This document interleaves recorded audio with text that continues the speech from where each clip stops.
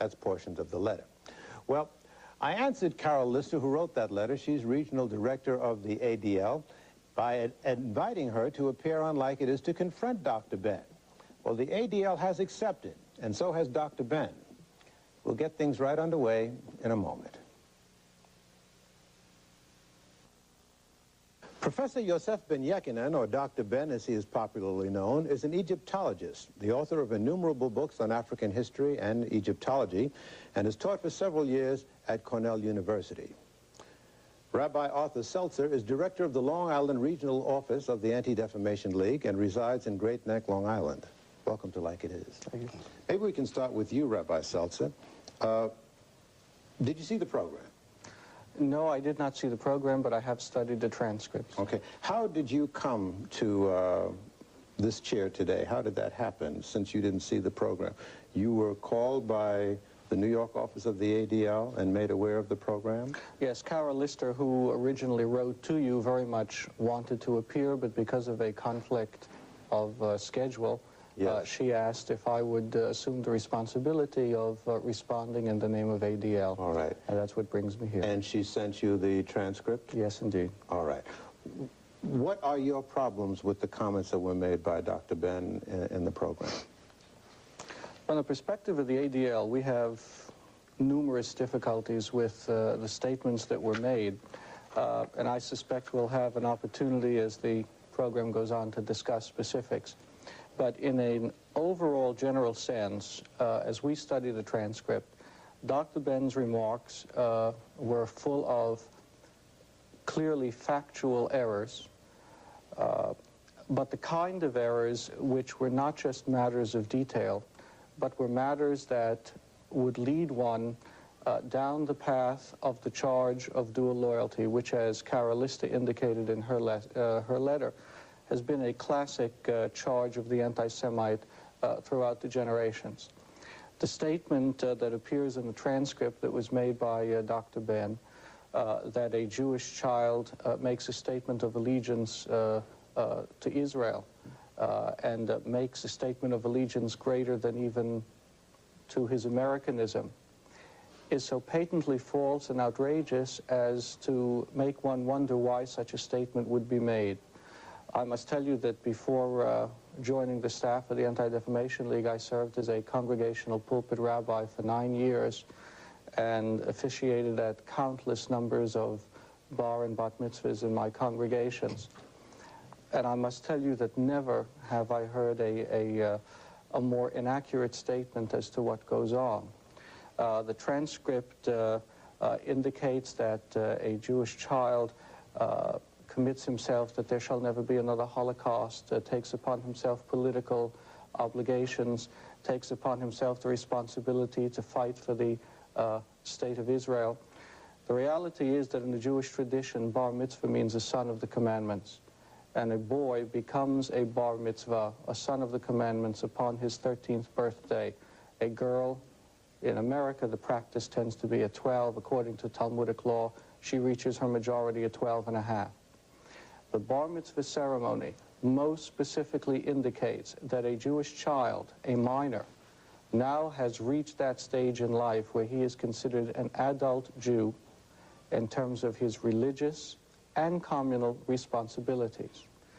Any statements that are made of commitment by bar and bat mitzvah children or adults as they enter the adult world in the Jewish community are statements of acceptance of the yoke of the commandments, of all that comes with Jewish life, personal, family, communal, and under no circumstances are there statements of political content. But if I could perhaps clarify this a bit more, Dr. Ben then indicated in the transcript, as it appears, that this very statement of loyalty that's made to the state of Israel is the seedbed out of which comes the charge of dual loyalties.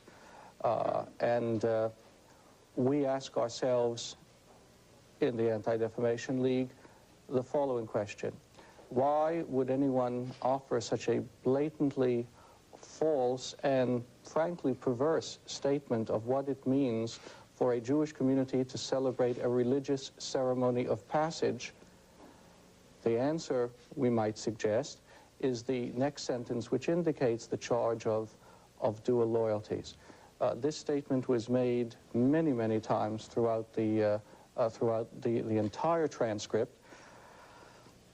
It led in one of his remarks to a statement in discussing about Israel that now we understand about the genocide of the Hebrews as they entered the land. The commitment of a Jewish child to fight for Israel reflects the genocidal entrance of the children of Israel into the land in biblical times. Not only does that have a distinctly political ring to it, it is again an unacceptable statement, if only from the point of view of biblical scholarship, which very clearly has come to understand that those sections that speak of a victorious march of an army of onslaught into the land are certainly later sections of the text edited as kind of national poetry. But if one reads the second book of Samuel in the Bible, one reads very clearly a different version of the immigration of tribes slowly into the land, the entrance into the land, the settlement with other peoples.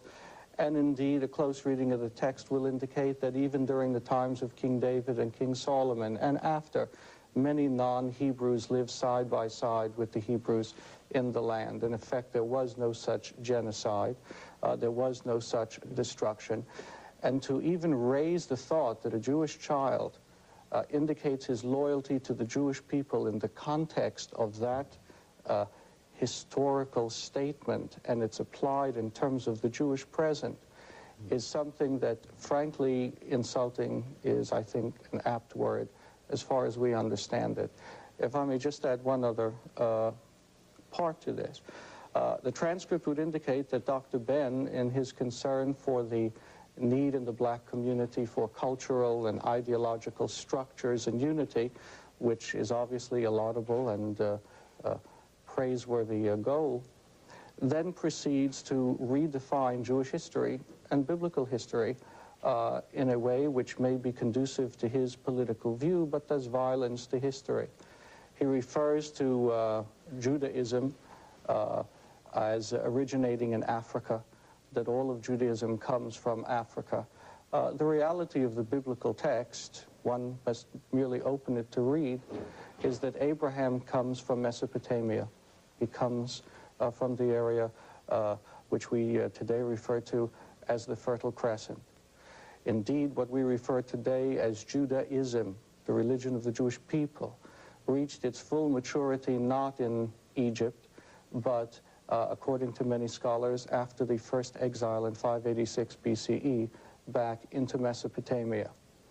The need to rewrite history of other people in order to create a cultural superstructure for oneself does neither justice to the one whose history is being rewritten, nor the one who pursues the worthy goal of cultural structures. And therefore, to tie it up, we find most disturbing the factual mistakes that are replete in this transcript, but of more compelling concern, the ultimate dual loyalty, genocidal, militaristic implications of the statement. Genocidal, you say?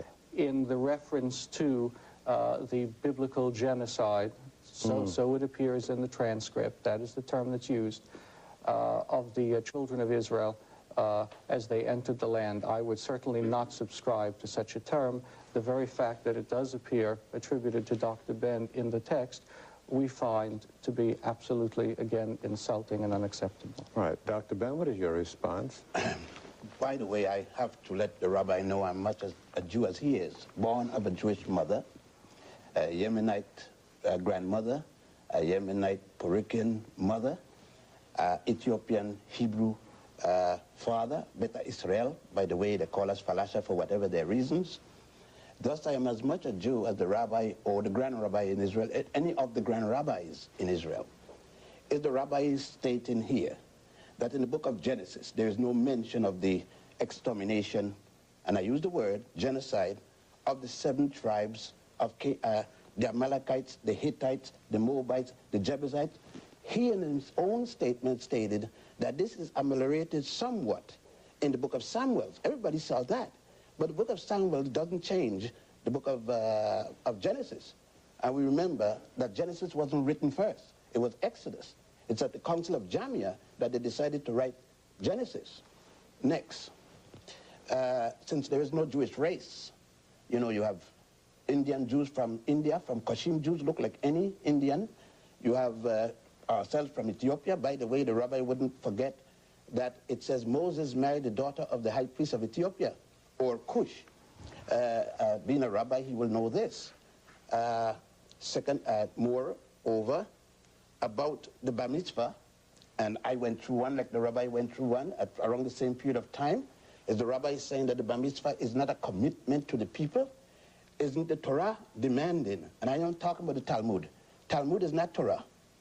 The Torah is supposed to have been written by God or passed down, although it was in fact written at the Sanhedrin. The theory, the mythology, the allegories that it's written by God or passed down by Moses, again, is a myth. That's Jewish mythology, because Moses is dead in around 1196 before the Christian era, whereas the Sanhedrin doesn't release a thing called the Torah until about 700 before the Christian era, which was written from 700 before the Christian era to 500. It took 200 years. There's a commitment in anybody, that any child that's been bar mitzvah, and when you're talking about circumcision of women, that is strictly Western, and it has nothing to do with orthodoxy. They're using the word orthodoxy to mean something. There's never been a circumcision. It can't be a circumcision of girls. But anyhow, let us continue. The point is that in the bar mitzvah, it commits the boy. Wait, if you commit yourself to the community, there's a call to return to Israel. There's a call that every child, I went through it, that you must come back to Israel. If that isn't a fact, the rabbi can say what he wants. His position of, or the ADL, position of fear of this, then let's look at the behavior. It's just like saying today, you know, one time the rabbi, I don't know personally, but the ADL and all the other Jewish organizations, one time didn't even recognize that we exist as falashas. It is something in America. American Jews have decided that they're going to speak for all Jews. And not only for all Jews, you remember they said blacks and Jews. I'm black and Jewish. You're white and Jewish. You're European. You're of European Jewish ancestry. I'm African Jewish ancestry. No more claim to Israel than I have, because there's no Jewish race. Okay, let me continue. The rabbi he says that Abraham, he points to Judaism coming from Abraham. Then I said that the rabbi obviously have not read the 10 Commandments and their source.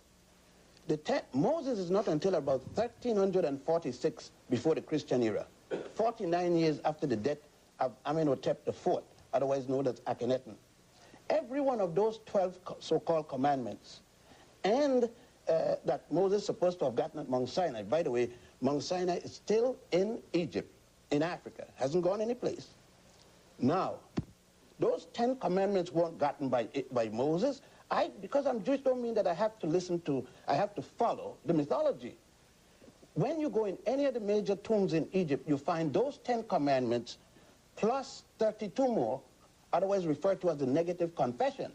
Am I to believe that Moses was born in Mizraim, Egypt, about 1346 before the Christian era, went to school there, become a priest, at age 85 or around there, decided that somebody mistreated his people, and that in every school in Egypt, you had to recite the negative confession, 42 laws, of which they said, I have not killed man or woman, I have not stolen this, I have not, every one of the so-called 10 commandments is already stated. That Moses didn't see it. I would like the rabbi to tell me, where does it show that Abraham taught any of this? I would like the rabbi to tell me, before circumcision in Egypt, where did the Jews have circumcision? They said that Abraham's circumcision is part of what made him Jewish. Then the rabbi must tell me, the worship of the golden calf, which they call the golden calf, isn't that the worship of Hathor, the goddess Hathor? We could go on down. Well, before we go on, Dr. Ben, let me just intrude. We do need to take a commercial break. We'll pause for breath, and we'll return right after this. Criticisms, Dr. Ben, that was voiced by Rabbi Seltzer, is that you suggested that there is a political overtone in the ritual bar mitzvah, and he objects to this. Can you substantiate your statement? Gil, if you went to any bar mitzvah, there's a lecture after the young man and before the young man. There's a lecture of the young man's commitment. It is a lecture in my commitment. Every child, if the rabbi is sitting here and tell me that the rabbi doesn't get up and get a lecture about the bar mitzvah, and the youngster doesn't pick out a section of the Torah to read, and that the youngster doesn't get up there and make a commitment to the Jewish community, then I don't know what form of Judaism. I don't know if he's Reform, Reconstructionist, Conservative, or Orthodox, or whatever else there may be. But it would be rare to me not to go to a bar mitzvah and not hear the rabbi mentioning the commitment to the Jewish people and to Israel. If, in fact, that rabbi is, unless the rabbi is anti-Israel. Yes, I think there are a number of things that must be made clear, and the level of misstatements in this are also quite clear. You just repeated, as appeared in the transcript, the statement that the bar mitzvah boy picks out his selection for the morning. But it's rather common knowledge and Jewish practice of centuries that there is a set cycle of the reading of the Torah and the Haftorah, and bar mitzvah children under no circumstances are in a position to pick and choose their Torah portions. Their portions are part of the set calendar prescription of which portions of the Torah progressively are to be read on a given Shabbat, a Saturday morning. So that even on this factual level, there's a disturbing lack of accuracy in your presentation. Wait, European Jews don't run Judaism. You don't make Judaism. Among the Palashas, among the Jews from Kashim Jews, we pick.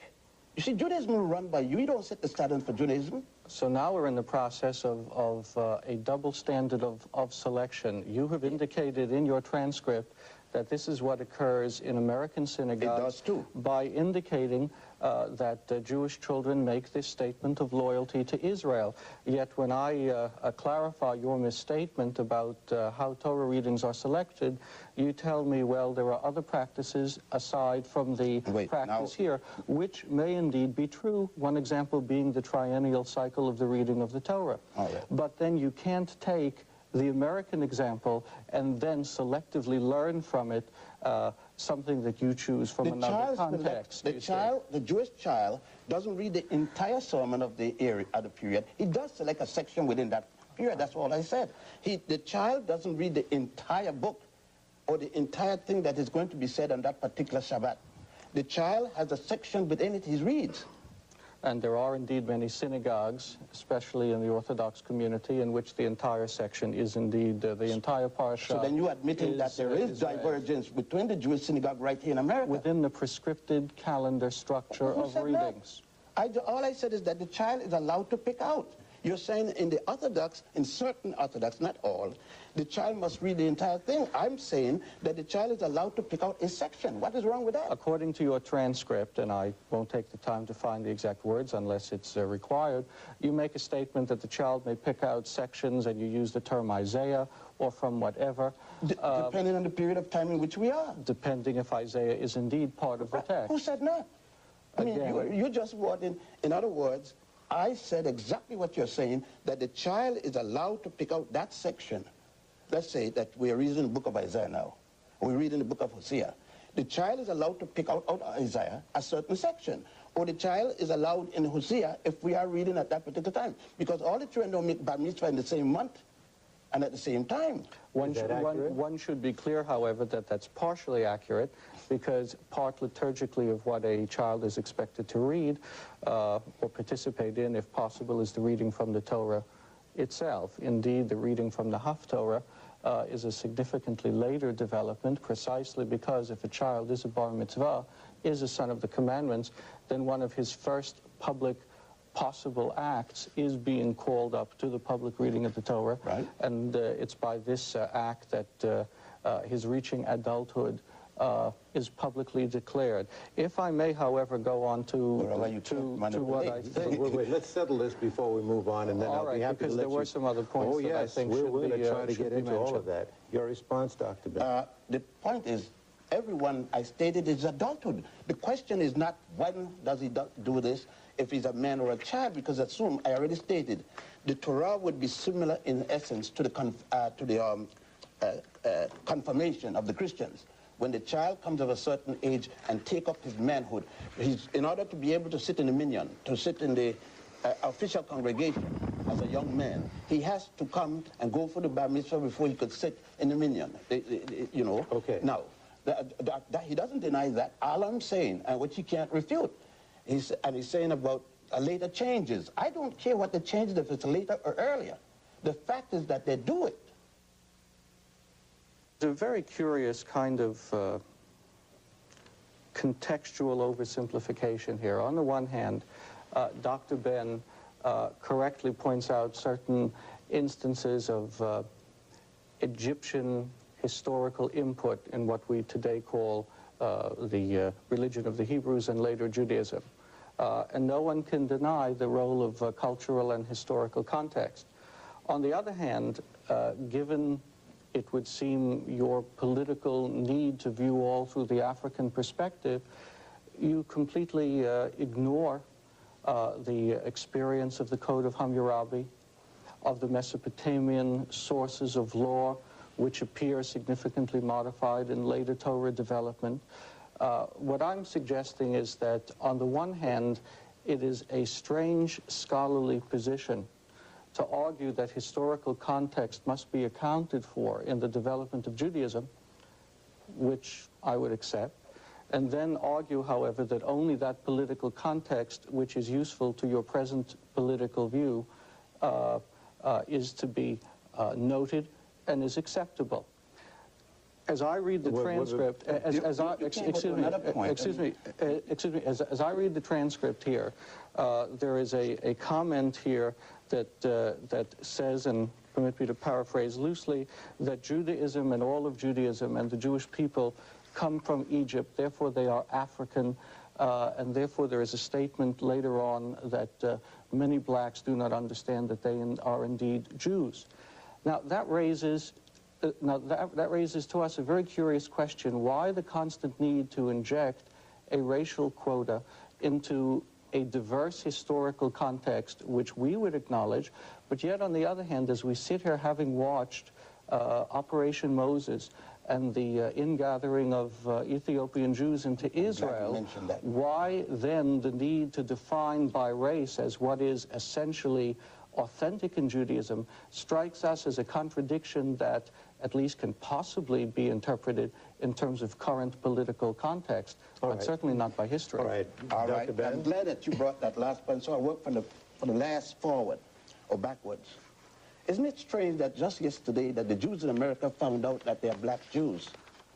Isn't it strange also that you don't consider us Jews, because when we go to Israel, you're still demanding that we must, quote unquote, reconvert. Who said we converted in the first place? Who said, what right have European Jews, who don't belong there either, have a right to tell us and to carry us through a shameful... I'm sorry, European Jews who what? No, who don't have a... No, any more than we do. Okay. Because the Russian Jews come there, many of them not circumcised, many of them never have a bar mitzvah, and we had to, nobody asked them to reconvert. We had to go there, and a farce called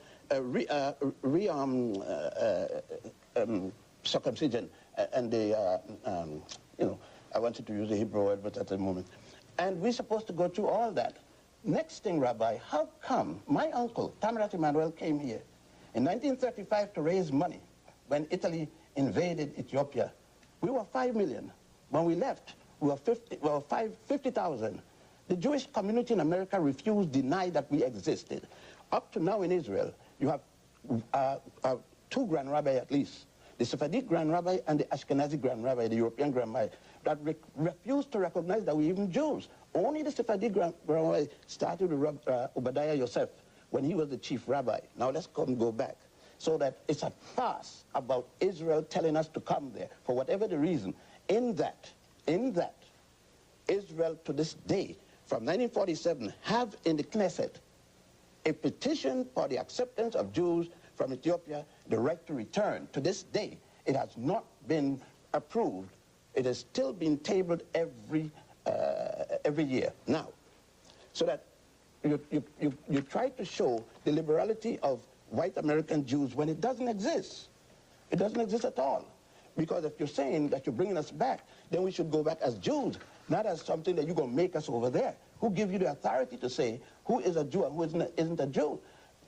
You talk about my desire for the political aristocracy, my political sense. Well, it was obvious that no one questions European Jews. Am I to believe that European Jews don't have a white politics here? When blacks move into a Jewish neighborhood, white Jewish neighborhood, doesn't the white Jew move like the white Christian? I mean, doesn't the white Jew have white flight to the suburb? Now, so as a Jew, are you saying that I should behave as a Jew, period, in the United States, that means white Jew, in the United States, and run from the blacks? When I come here, my acceptance in Judaism isn't the same as when you come. When you come, if you came as a white Jew, and the white Jews, and you deal with whites. Now, I'm a black Jew, isolated from Judaism by virtue of that, because of my blackness. When I go into a synagogue, most synagogue I go into, the first thing they tell me, and I say I'm Jew, when you become Jew, did your parents convert? When? You don't ask a white person walk into the synagogue and say that. Go back about the Jews learning the Hammurabi Code. When you talk about Hammurabi Code, you're talking about 2000 BC, just the other day, historically speaking. The concept of one God didn't come from Moses nor Hammurabi. Akhenaten preached one God before Moses was born. The Aaron and about their being African. If you're born in America, you are an American Jew, wouldn't you say? Now, where was Aaron born? Where was Moses born?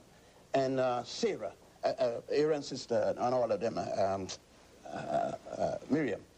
Where were all of this supposed to be happening? Before the Jews come in contact again as a group. Not Moses, not Abraham alone and his little family. From Abraham and excluding Joseph. From then on, according to Torah, for approximately 400 years, everything the Jews learned was in Egypt. Everything. Because from the time of Joseph, Genesis ends, and Moses died. And there came a time when Joseph died.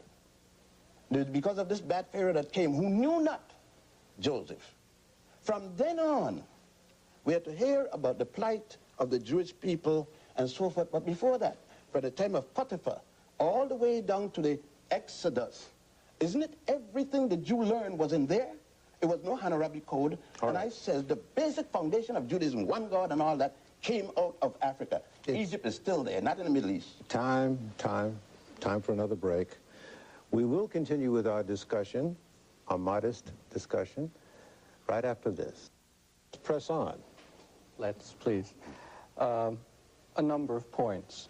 Again, we're into this historical selectivity, and at the risk of sounding as if I'm pushing Mesopotamia today, the reality is, of course, that both the archaeological and the literary evidence of such areas as Ebla and others clearly illustrate that a proto-monotheism existed in the Mesopotamian area centuries and centuries before the Hebrews. Some scholars have even attempted to identify one of the Mesopotamian names of this god as Eloah, and in that way tried to learn from it the Hebrew term Elohim.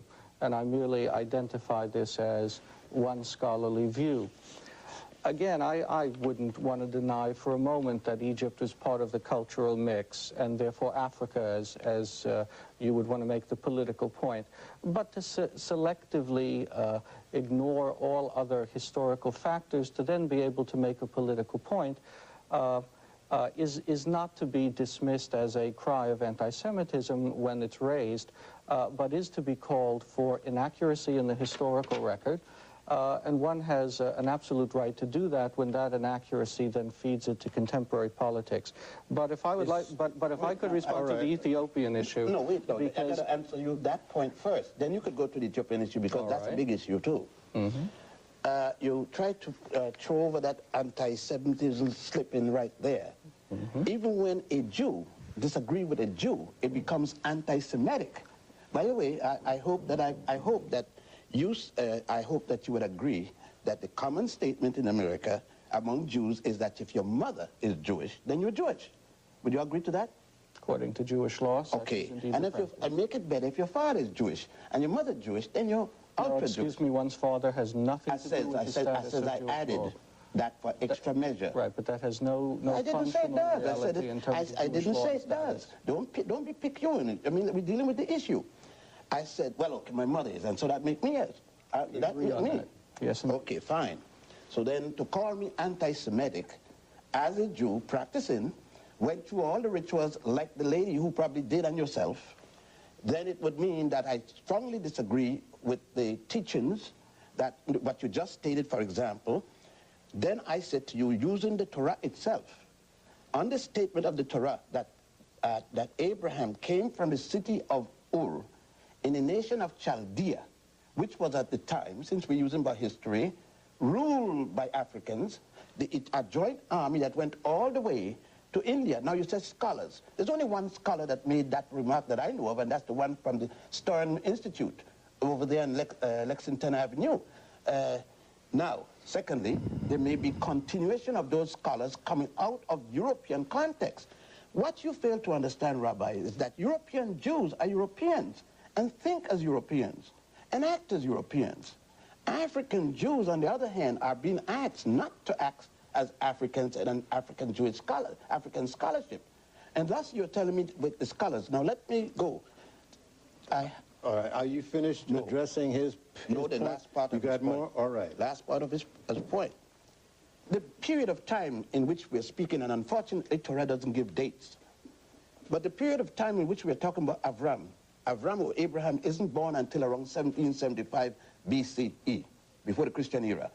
That would put him around the 13th century, 13th dynasty, Egyptian 13th dynasty, Ethiopian 13th, the dynasty of the Nile Valley as a whole, because it's not only Egypt. Egypt is the zenith of a culture that goes way back, because the ancient Egyptians themselves said, we came from the beginning of the Nile where God happy dwell. All of those things. For instance, look at Rabbi, the myth that the Jews built the pyramids. You know that's a myth. Yet it's taught, probably you say it yourself, Koch gets up there and he goes and stands up on the pyramid, Begin gets it up there, and you know pretty well that the last pyramid was built before the birth of the first Jew, Abraham. Now, if I say that, I'll be anti-Semitic. All right. In the interest of fairness, Dr. Ben, let's hear what Rabbi Seltzer has to say. What's disturbing is simply the level of misunderstanding of what we're saying is that the scholarly view that I identified and which you then identified as a Stern College view. Stern College is part of Yeshiva University, right, an Orthodox institution. My background is in the Reform movement. I assure you that much of what I've suggested in terms of biblical scholarship would be totally rejected and considered unacceptable by the Orthodox community. I know that. As representing non-rabbinic analysis of Torah. Therefore, to dismiss my remarks as being represented by Stern College raises the question of what kind of comprehension we have here of scholarship and indeed the pluralism within the Jewish community. And that leads me to the point I want to make. Good point. In the transcripts and in your remarks now, there's a tendency to speak of all Jews in the broadest context, so that you began with the Ethiopian issue by speaking about Israelis, then switched to white American Jews, and as I listened to you, I heard a constant tendency to put everything in the category of white, European versus black, Sephardic, Oriental. And again, I ask myself... That's the way it is. And again, I ask myself the question, the state of Israel, which has a population today which is 60% Sephardic, right, non-European... Who are at the bottom of the social ladder. Excuse, please, I listen to you. Which a population which is 60% non-European, a population coming from the Middle East and the Oriental countries, it is certainly a political charge, which we hear constantly and is used constantly, that Israel is a white European colonialist bastion in the middle of an Arab third world part of the world. But the reality is that Israel today increasingly takes on the Levantine quality of the area in which it's in, precisely because of the population. side point, but let me proceed. But let me point and don't want me to answer let it. Me and proceed, then, no, let me answer that and then you no, proceed. Sir, no, wait, now you don't run the program. Can I answer him? No. Let me interject. Let me interject. Let me give you 1 minute to press your point forward, and then Dr. Ben can... I must say that the time is evaporating. Fine. And that is my concern. So then it's necessary to proceed. 1 minute. Well, I shall try it 1 minute. Again, this attempt to say that only black Jews experience difficulty in Israel. There are a number of, frankly, inaccuracies in this. When Soviet Jews began to come to Israel, there was precisely the same kind of questioning raised by the rabbinate. Since the rabbinic establishment and authorities were in disarray in the Soviet Union, were indeed these people who were coming Jews under Orthodox law. It caused political problems. Ultimately, it was worked out as the issue with the Ethiopians is a problem, will be worked out. To characterize this on a racial basis is totally unworthy of what is indeed going on today in Israel. Dr. Ben? He speaks of the multiracial characteristic of Israel, but he didn't say that the multiracial characteristic isn't visible in the control in Israel. Israel is controlled by a European American, and British factor of white Judaism. He doesn't want me to deal with this reality. I've been there umpteen times. Is that I've true, seen it Rabbi for myself. I would give you two quick answers to that. That historically, yes, because of the nature of the earlier immigration. Present day. At this point in time, given the past election results in which Likud, which was heavily representative of the Sephardic community, and Labour, which has its base in the European community, ended up in essential parity. The reality is that power is increasingly shifting from total European control to indeed what is considered a parity between the two communities. Well, it would seem to be a simple question, Rabbi Seltzer. Do Jews who are European or white control Israel, or do Jews who are African control Israel? No, it's not that simple, because we're dealing with, no, not at all, because we're dealing with the question of process. And the question of process simply indicates that the initial migration of population out of which the state of Israel was established was European. The governmental structures were created by these people. Immediately after the creation of the state, over 500,000 Sephardic Jews from the Middle East, from North Africa, were brought into the state while it was involved in a fight for independence. These people took the obvious number of years to be able to function effectively on all levels of government, in all levels of Israeli society. Time is a necessary factor in life, but as of this point today, one can say without any hesitation that the non-European Sephardic community wields tremendous power in the state of Israel today. Who is the dominant power? And is on. Who is a dominant power? Again, I would indicate that by the last election, in which both Likud and Labour ended up in what is essentially a dead heat, one can learn from this that there is no one group in power anymore. Dr. Ben? The rabbi is saying to me that if I went to Israel or you went to Israel, that most of the people in government, the ambassadors traveling all over, are not European American and British Jews. Am I to believe that that's what he's saying, that there's an equal division of power? I can't think that the rabbi will stay there and say this and give this kind of a evasive answer to the question. The European and European American and British Jews still dominate the politics of Israel, still dominate the economy of Israel. And is he saying to me that these people are now welcome? My point to him is, regardless of what rabbis may have said, did they demand that the Jews from Russia go through a new halakha? Do they reconversion? Do they demand a brisk, a brisk circumcision? Such were the demands. Such were exactly the demands. Was it carried through? And just as, and the parallel is a very important one, just as politically the intent of the Orthodox, let me finish please, just as politically the intent of the Orthodox rabbinic establishment could not be considered acceptable, and these demands were ultimately dropped with Soviet Jews, so one finds that as the Ethiopian Jewish community grows, the rabbinate itself has been forced to back down, and I think it is a very clear statement that most Israeli opinion would accept. We're out of time for this segment. That is not true, because up to now... Wait a minute now. I got a cut for a commercial break. All right. I know you're hot, both hot. It's a hot program. Hey, this is the last segment you can't run over, and I'm going to chop you if you do. We can't resolve your philosophical, your political, your historical, your ideological differences clearly this hour.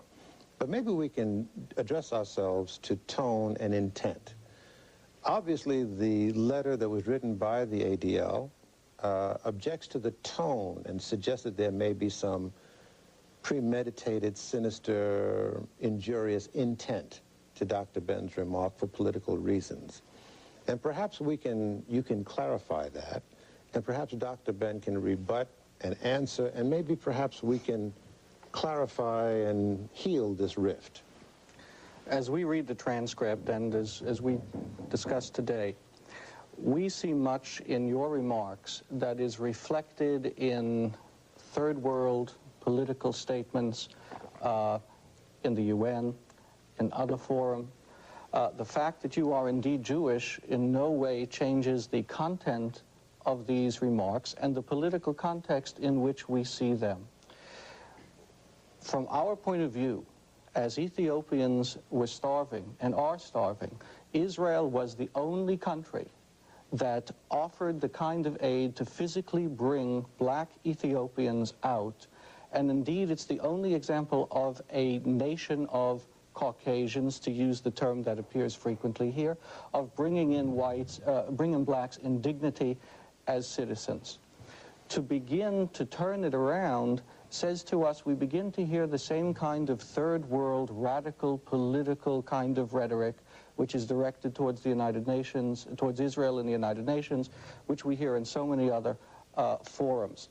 This is what we respond to, this willingness to identify Jews and Judaism with colonialism, whites, repression, and having read some of your other material in addition to this, I must say that it's a theme that strikes me as pervasive and something that we find unacceptable in a public forum. All right.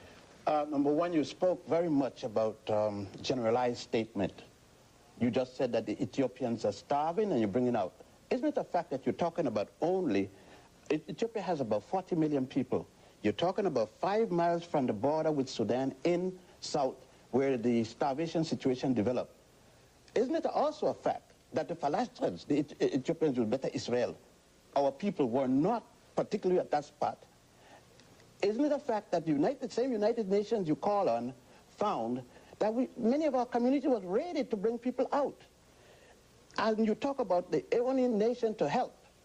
Isn't it also a fact that there are almost every nation in the world in Ethiopia giving assistance to people who are hungry on the northern borders of Ethiopia? Are you suggesting that it would have been better for Israel to, in no sense, save black lives? Is this what you're suggesting? Wait, now, you talk about this. No. If Israel had bring them, I was saving us for the reason that you indicated, or tried to indicate, yes. Well, how is it that all of a sudden that we are saved, but we wind up in the army, and we're dying from starvation?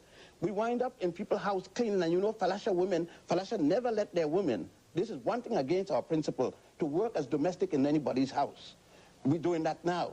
Why didn't you mention the 4 Falashas last 3 weeks ago that committed suicide over this in Israel? Why didn't you mention the protest meeting in Israel? Why didn't you mention the dialogue between Israel and Ethiopia, that the Falashas they want to go back to Ethiopia, and there's a dialogue about, and the Ethiopian government say, you took them, bring them back? So the saving of lives by the state of Israel of Jews is another example of racism, according to you. If you could say it that way, okay. But if you get cheap labor, you don't have to worry about the lives. And that is the purpose at which the state of Israel brought the Ethiopian community for cheap labor. That is unworthy of a public statement. Okay, it is. But when we were dying from Mussolini extermination, it is typical of the behavior of European American Jews. You don't want me to say that. Rabbi, you probably live in a racist society yourself. I couldn't probably walk any night. You don't want me to Had deal with the Israel not initiated the Operation Moses, I suspect you would have been among the first who would have said, you see how racist the state of Israel is for not responding to the plight of Jews even though they're black. It's the biggest mistake. But now Rabbi, you say that even though they're black, it's a racist response. For the courtesy of listening. It's outrageous. I listened to you. It's absolutely outrageous. You don't think that I feel that you're outrageous? Now, my point is this, that a nation that said we don't exist, you know, with the contrition of Israel, the thousands upon thousands of Israelis leaving Israel constantly, you need to replenish that community. You have an Arab situation, and don't deal with me about the third world, because I'm not a member of the third world, I'm a member of the first world. You know, Ginjanjapus Boise was long before Adam and Eve, and it's found in Africa. Lucy is found in Ethiopia, and it's 3.2 million years. You see, you want me to go along with a dialogue that suits you as a European Jew, but doesn't suit me as an African Jew. And you assume that my African Jewishness should supersede my Africanness. No way, Rabbi, because you want it both ways. You want to be a European Jew, benefiting from being a European, benefiting from being a Jew, and that I sat by and listened to it, and then call it anti-Semitic. You may have difficulty, but the record will show that I sit here as an American Jew. That's right. And that will be my definition. I sit here as an African How Jew. you choose to define me in whatever racial or political terms you have the need is your business. Bye. But I reject It's over. it totally. I got to cut you. I thank you both Thank you. for expressing your opinions so openly.